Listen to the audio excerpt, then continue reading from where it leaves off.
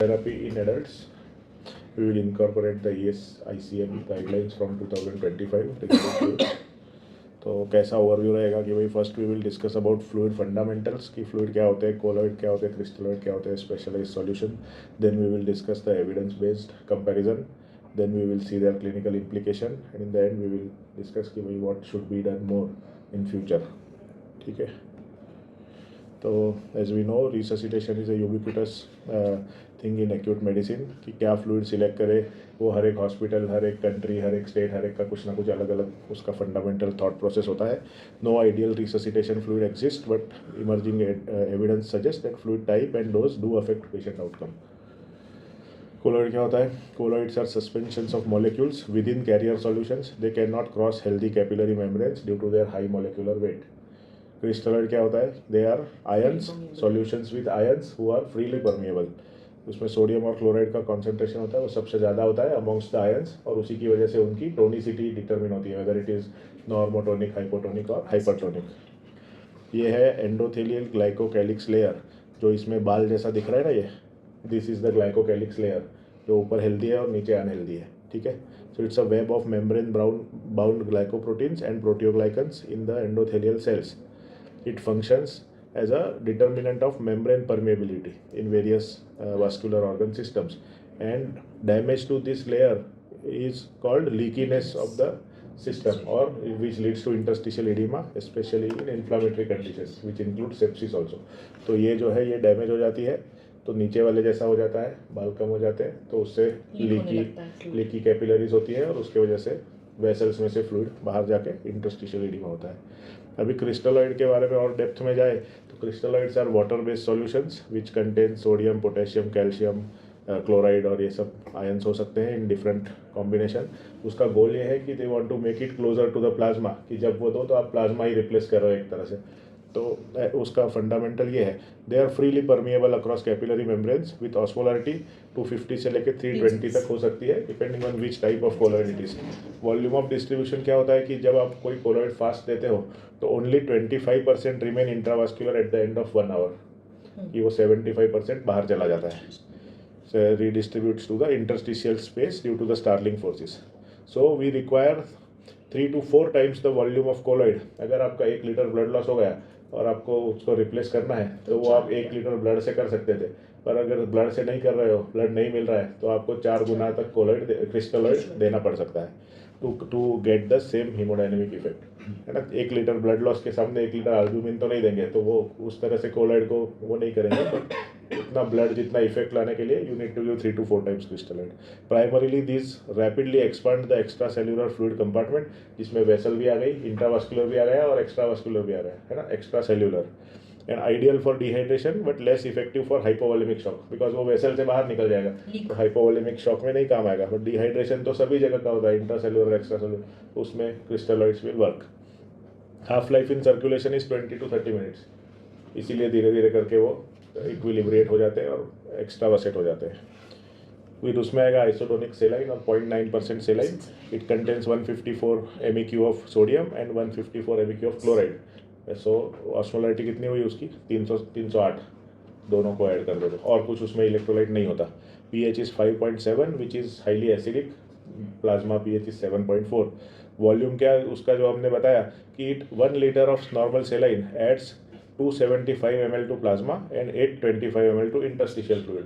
तो ये 1100 हो गया, 1 लीटर दिया था उसमें से, because it creates additional 100 ml from the intercellular space में से वो पुल कर लेता है, क्योंकि it is hyper osmolar. Normal serum osmolarity is around 280 to 290, ये 308 है, तो ये हाइपरटोनिक है प्लाज्मा से little bit, but it is hypertonic.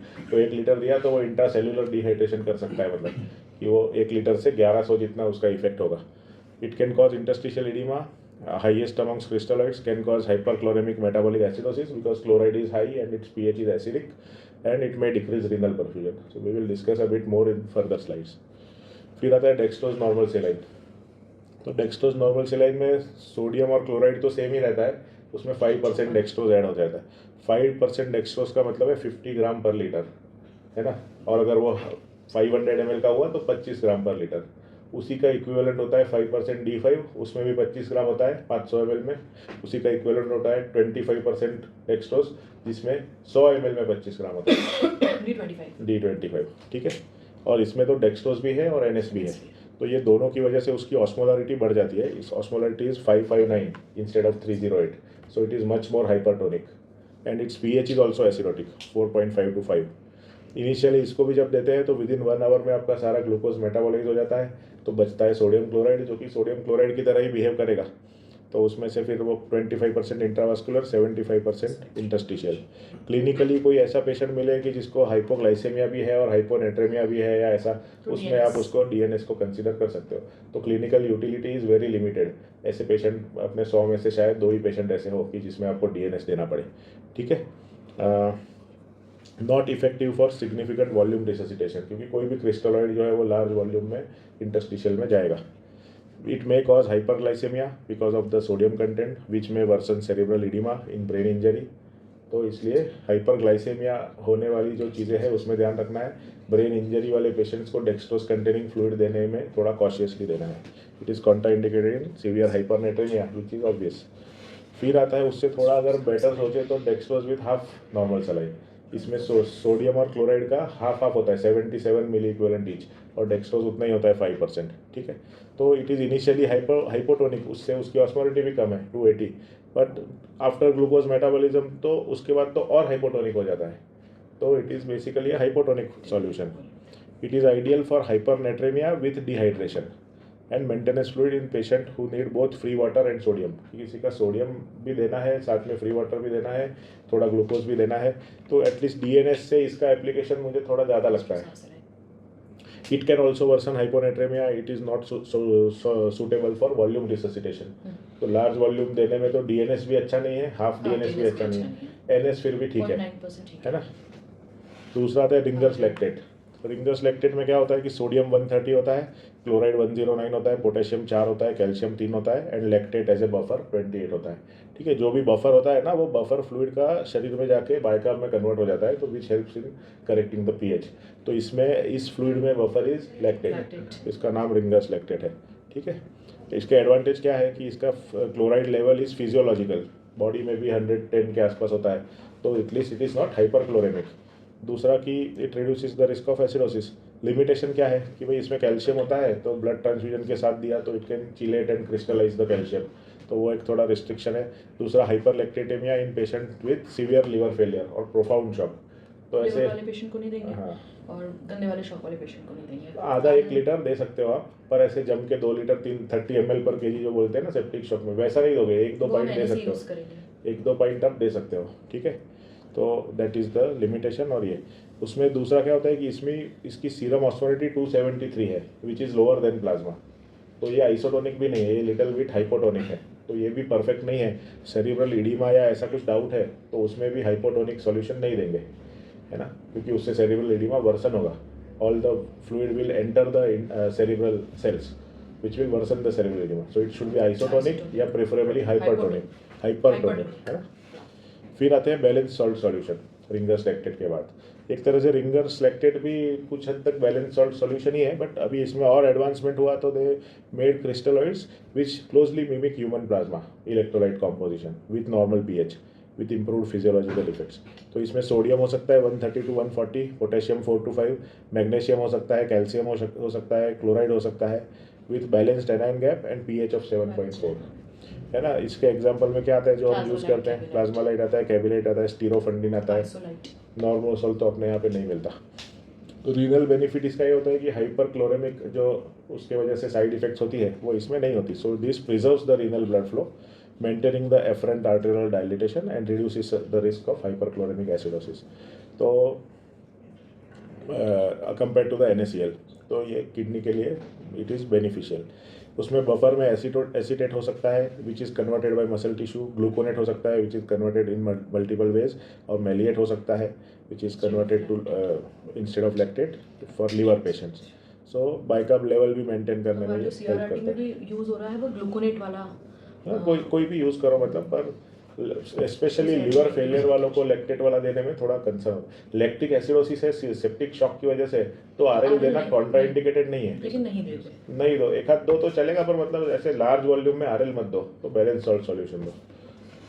Crystalloid का ये जो कंपोजिशन है compare to normal saline, Ringer's lactate and balance salt solution, तो देखो तो इसमें सोडियम और क्लोराइड बहुत ज़्यादा है नॉर्मल सेलाइन में, रिंगर्स लैक्टेट में थोड़े बेटर है, और इसमें ज़्यादा फिजियोलॉजिकल है।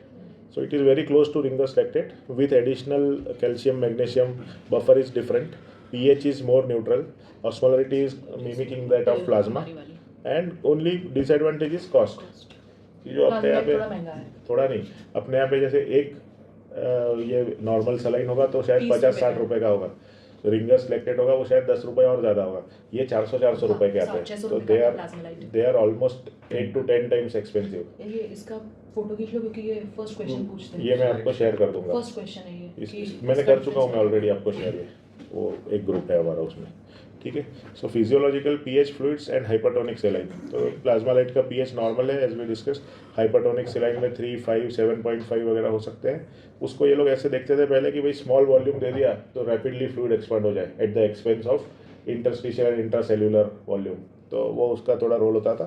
हाइपरटोनिक सेलाइन रिड्यूसिस इंट्राक्रेनियल प्रेशर, क्योंकि वो ब्रेन के भी सेल्स को श्रिंक करेगा, और उसमें आपको मॉनिटर सोडियम ही करना है जब इवन ब्रेन डेड वाले पेशेंट्स होते हैं जिसमें we are suspecting brain death because of any reason, तो in that case also we want to avoid cerebral oedema. तो ब्रेन डेड तो बाद में होगा, पर पहले हम सेरेब्रल एडिमा के लिए समझो ये दिया hypertonic saline, we keep it at 155 max, इन्होंने 160 दिया है।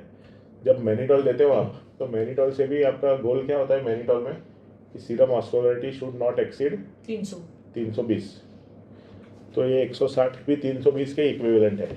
सर 5% 7.5% यूज़ किया है आपने? नहीं है, कभी मिला नहीं, देखा नहीं। हाँ मिला नहीं कभी, लेकिन जो भी है वो 160 सोडियम या 320 का osmolarity which is relevant for mannitol also, और मैनिटॉल और इसमें कुछ ऐसा एविडेंस ऐसा कुछ नहीं कि ये सुपीरियर है, तो either way, so that is the use.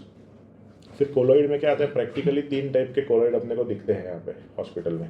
एक दिखता है एल्ब्यूमिन, वो जो 5% हो सकता है या 20%, अपने पास 20% होता है, and effect last for 12 hours, generally safe for traumatic brain injury.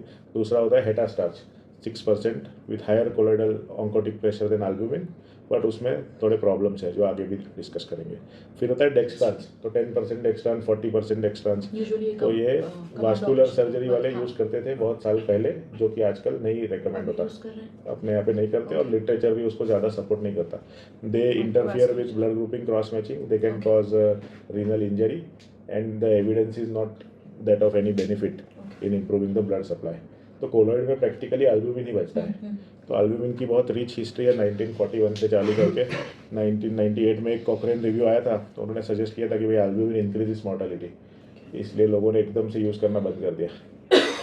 फिर 2004 में एक स्टडी आया था NEJM में, सेफ स्टडी, उसमें उन्होंने 5% एल्ब्यूमिन यूज़ किया था वर्सेस क्रिस्टलॉइड, तो they found that it is safe, मतलब उसमें कुछ मॉर्टेलिटी में फ़र्क नहीं पड़ा except for traumatic brain injury patients.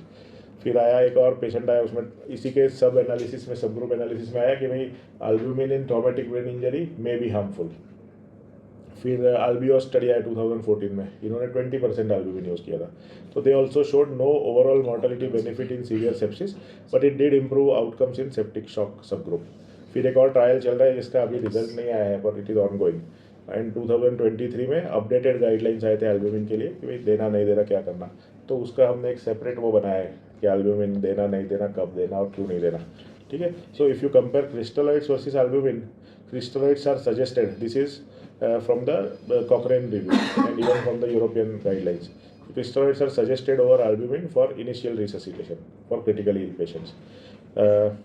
No mortality benefit, albumin is 27 times more expensive, this is not Indian data but it correlates, अपने यहाँ पे भी 8-9 हज़ार का आता है, 7,000 का अपने है ना, तो it is expensive and it is procured from human blood, तो many times it is not easily available in resource limited setting। अपने अभी कभी कभी ऐसा होता था पहले कि albumin is short supply because of हेपागार्ड, जो हेड स्टार्च आपने बताया वो भी तो यूज हो रहा था ना, हेपागार्ड, हाँ उसकी भी स्लाइड आएगी आगे, सिंथेटिक कोलाइड। हाँ तो crystalloid versus albumin, so we have discussed this. अरे ये क्या है, सेप्सिस के लिए, so there is no clear advantage of albumin, there is some suggestion to say that albumin improves the microcirculation, but ऐसा कोई strong evidence wise कुछ mortality benefit नहीं मिला है। एल्ब्यूमिन इन रेस्पिरेटरी फेलियर, तो उसमें भी there is very limited data with only 3 RCTs and it did not show any difference in mortality and more trials need to be done to recommend. Traumatic brain injury में isotonic saline is preferred as a fluid of resuscitation और maintenance, because आपको cerebral oedema तो होने ही नहीं देना. फिर brain injury के oedema के लिए दे रहे हैं तो फिर हाइपरटोनिक सलाइन या मैनिटॉल दोगे, which is a different thing. Safe TBI जो ट्रायल था, सेफ स्टडी जो था 2004 वाला एल्ब्यूमिन वाला, उसमें there was higher mortality with albumin on day 28. तो एल्ब्यूमिन देना तो ज़्यादा अच्छा आइडिया नहीं है. इवन क्रिस्टलॉइड्स में जो ये आपके बैलेंस सॉल्ट सॉल्यूशन देना भी ज़्यादा अच्छा आइडिया नहीं है, because they are either isotonic और हाइपोटोनिक. सो अगर ट्रॉमेटिक ब्रेन इंजरी, स्ट्रोक या हेमरेज है तो we use NS. We don't use DNS या वो भी नहीं, डेक्सट्रोज कंटेनिंग फ्लूइड भी नहीं देते, NS ही देते हैं. बाकी सब में हम बैलेंस सॉल्ट सॉल्यूशन देते हैं. It could be RL if there is cost limitation और it could be other balance salt solutions. ठीक है. पेरी ऑपरेटिव ब्लीडिंग रिस्क के हिसाब से देखें तो ऐसा कुछ एल्ब्यूमिन का एडिशनल एडवांटेज नहीं है over crystalloids. Cirrhotic patients are the only exception where albumin has shown some benefit. तो albumin suggested over crystalloids. 3 trials which point favoring albumin for mortality. It is cost effective in decompensated cirrhosis because बाकी सारी cost ICU stay और ये सब को मिलाओ तो it reduces that.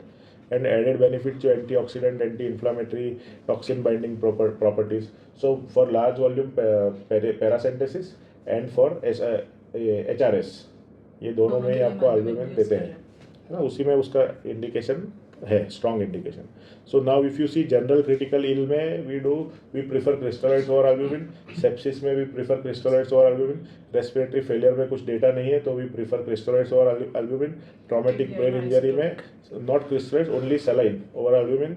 Peri operative और ब्लीडिंग में भी क्रिस्टलॉइड्स ओवर एल्ब्यूमिन. सीरोसिस में एल्ब्यूमिन ओवर क्रिस्टलॉइड्स. ठीक है. ब्रेन इंजरी में वो बैलेंस क्यों नहीं देना? बैलेंस का भी ऑस्मोलरिटी सेम या कम ही होता है. इसका तो 308 है नॉर्मल सलाइन का. तो ज़्यादा वाला चीज़ अपने को सेम या ज़्यादा चाहिए. ज़्यादा हो तो अच्छा, मतलब जब लार्ज वॉल्यूम में देने वाले हो तो ज़्यादा हो तो अच्छा. इसका 308 है. फिर आता है हाइड्रोक्सी इथाइल स्टार्च, HES, है ना.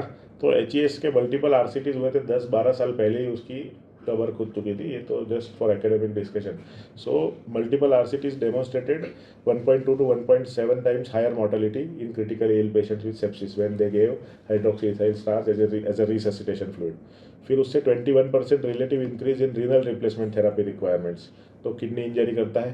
दूसरा significant incidence of pruritus, coagulation abnormality and haemostatic dysfunction. तो उससे कोएगुलोपैथी भी होती है, रीनल इंजरी होती है, एलर्जिक रिएक्शन होते हैं, मोर्टेलिटी बढ़ती है.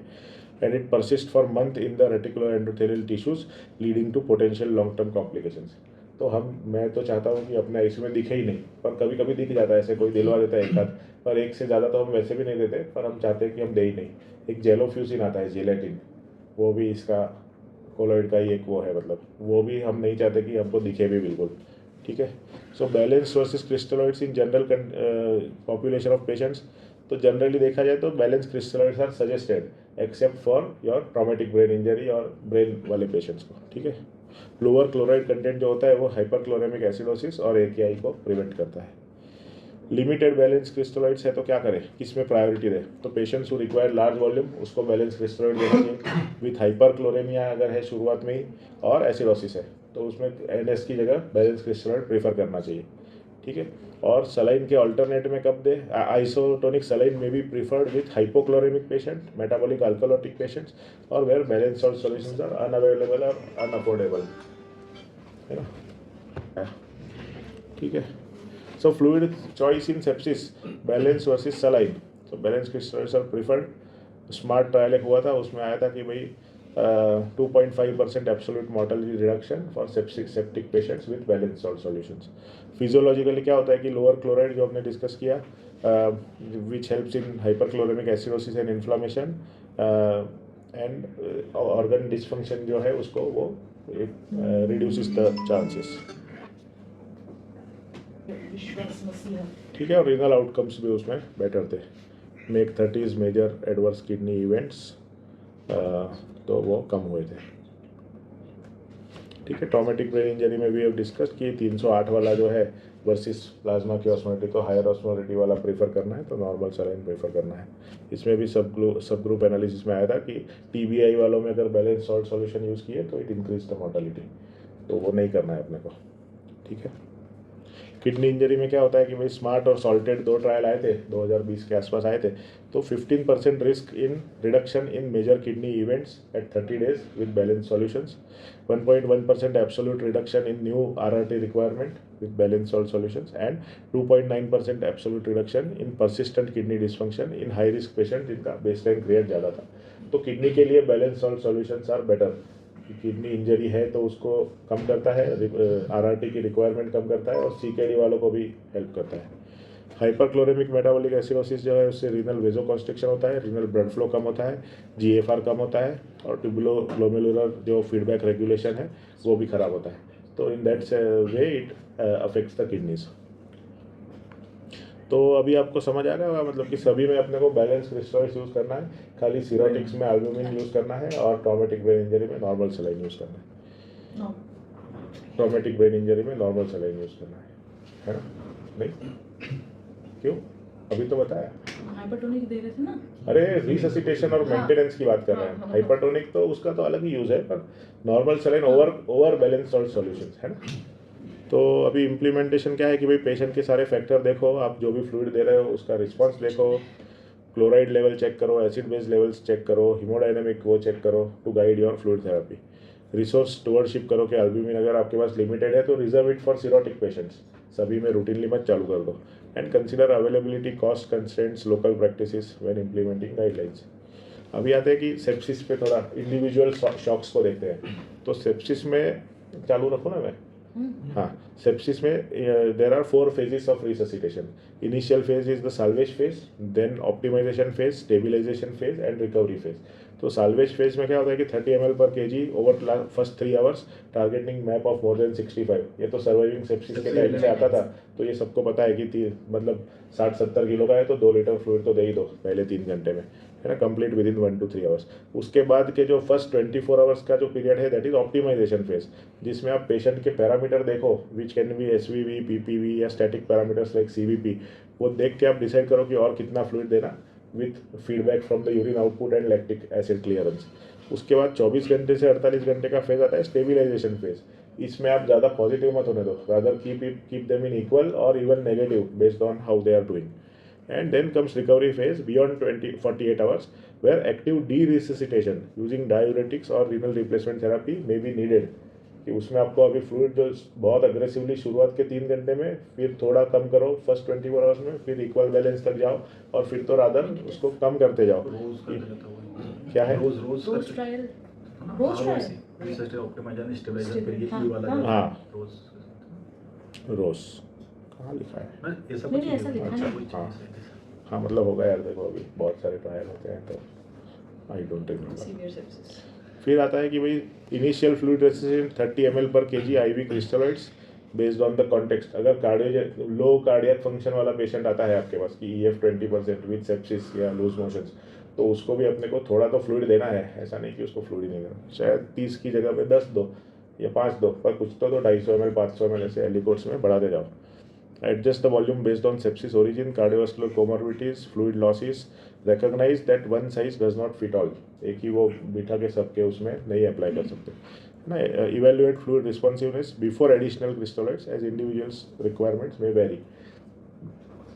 और एविडेंस जो है वो it is a conditional recommendation because the evidence is varying and कोई ऐसा RCT डेटा नहीं है कि 30 का ही थ्रेशोल्ड रखो, but this is a general guideline. ठीक है, तो 30 ml kg threshold remains somewhat arbitrary based on primarily observation data and expert recommendation। तो रिस्ट्रिक्टिव और लिबरल स्ट्रेटेजी के जो ट्रायल किए, तो देखो रिस्ट्रिक्टिव वाले ग्रुप में 500, 1200 और 500 मिला और लिबरल वाले में ऑलमोस्ट 3 टाइम्स मिला। तो आउटकम में ज़्यादा कुछ बेनिफिट नहीं मिला। Mortality, serious adverse event, mechanical ventilation, RRT। सो ऐसा रिस्ट्रिक्टिव या लिबरल का एज सच कोई डिमार्केशन नहीं है। You have to individualise initial resuscitation volume. So we have discuss this. Individualise approach में क्या देखना कि भाई उस पर्टिकुलर पेशेंट का fluid responsiveness and perfusion status देखना, फ्लूइड चैलेंज देके उसका रिस्पॉन्स देखना, रीअसेस करना, हीमोडायनेमिक मॉनिटरिंग करना, ज़रूरत है तो आर्टरी लाइन लो, SVV, PPV या जो हमने IVC डिस्कस किया था। तो और determine when to stop resuscitation, कि ऐसा नहीं कि देते ही जाओ। जब ऐसे साइंस मिले कि patients capacity is filling up, you reduce and stop eventually. Individualised approach में क्या करेंगे कि भाई डायनामिक पैरामीटर देखो which include your passive leg raising, mini fluid challenges और ultrasound measurement of IVC. Haemodynamic phenotyping होते हैं कि भाई वेजोप्लेजिक पेशेंट होते हैं कि जिसका लो एसवीआर होता है एंड हाई कार्डियक आउटपुट होता है, जो टिपिकली हम सेप्टिक पेशेंट को हम वेजोप्लेजिक समझते हैं। एंड हाइपोवोलेमिक वाला जो ग्रुप होता है उसमें कार्डियक आउटपुट लो होता है और हाई एसवीआर वेजो constricted.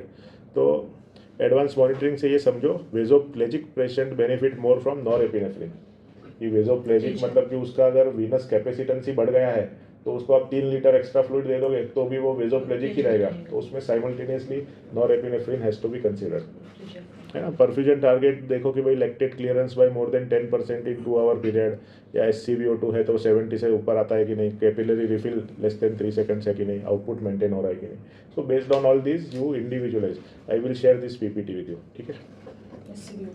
Recent studies demonstrate 25 to 30% of septic patients are fluid unresponsive within the first 3 months, जो कि 3 hours, जो कि हम सोचते हैं कि होने चाहिए responsive but they are unresponsive. तो ये इंडिविजुअलाइज करना पड़ेगा।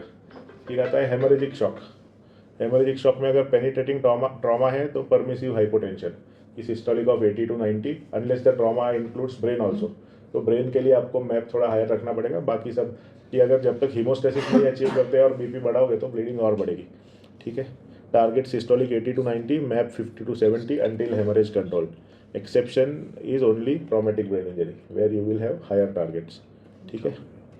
फिर अगर haemorrhagic shock with blunt trauma है तो उसमें भी सेम है कि भाई systolic 80 to 90 with MAP of 50 to 60 until you cover the control the haemorrhage.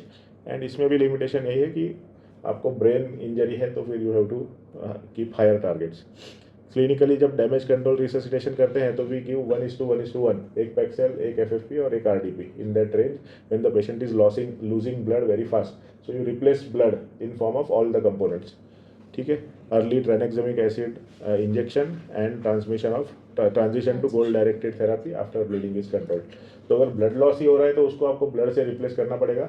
शुरुआत में फ्लूइड करोगे बट जल्दी ब्लड लाना पड़ेगा, और ज़्यादा ब्लड लॉस है तो 1:1:1। नॉन ट्रॉमेटिक ओरिजिन वाला कोई हेमरेजिक शॉक है जिसमें ट्रॉमा ही नहीं है तो फिर आपको दूसरी चीज़ देखनी पड़ेगी। पेशेंट हाइपोथर्मिक नहीं होना चाहिए, that adds to coagulopathy. Haemodynamic उसका देखते रहना पड़ेगा कि टिश्यू परफ्यूजन ऑप्टिमाइज हो। कोएगुलोपैथी कुछ है तो उसको मैनेज करो, रिवर्स करो, कुछ फैक्टर देना है या ब्लड प्रोडक्ट्स देना है वो देखो। और एसिडोसिस से भी ब्लीडिंग बढ़ सकती है तो एसिड बेस उसको बैलेंस करो, ठीक है। Obstructive shock like in pulmonary embolism, तो ऑब्स्ट्रक्टिव शॉक में कैसे पता चलेगा कि भाई, तो उसमें CVP ज़्यादा होगा, RV साइज ज़्यादा होगा, वेक्सस स्कोर एलिवेटेड होगा, जुगुलर विनस डिस्टेंशन, हिपेटोमेगाली। तो जो ये यूरोपियन इन्होंने रिकमेंड अपने को ये किया कि भाई फ्लूइड में वर्सन राइट वेंट्रिकुलर फंक्शन, तो ऑब्स्ट्रक्टिव शॉक में इनको U-वॉलेमिक रखना, अग्रेसिवली फ्लूइड नहीं देना। Obstructive shock because of cardiac tamponade अगर है तो कार्डियक टेम्पोनाड में क्या प्रॉब्लम होता है, कार्डियक टेम्पोनाड में हार्ट के बाहर फ्लूइड भर जाता है पेरिकार्डियल स्पेस में, वो इतना ज़्यादा प्रेशर क्रिएट करता है कि हार्ट का फीलिंग नहीं हो पाता, बिकॉज वीनस प्रेशर जो है उससे ये प्रेशर ज़्यादा हो जाता है। So then filling is affected and that leads to shock. तो उसके लिए आपको ज़्यादा फ्लूइड देना है, तब तक देना है जब तक कि venous pressure becomes higher than your pericardial pressure, तो आपका फीलिंग होगा। अगर आपने इसको ड्रेन कर दिया तो ये रैपिडली जो ज़्यादा वो था वो रैपिडली ग्रेडियंट और बढ़ेगा और आपका पेशेंट पल्मोनरी इडिमा में जा सकता है।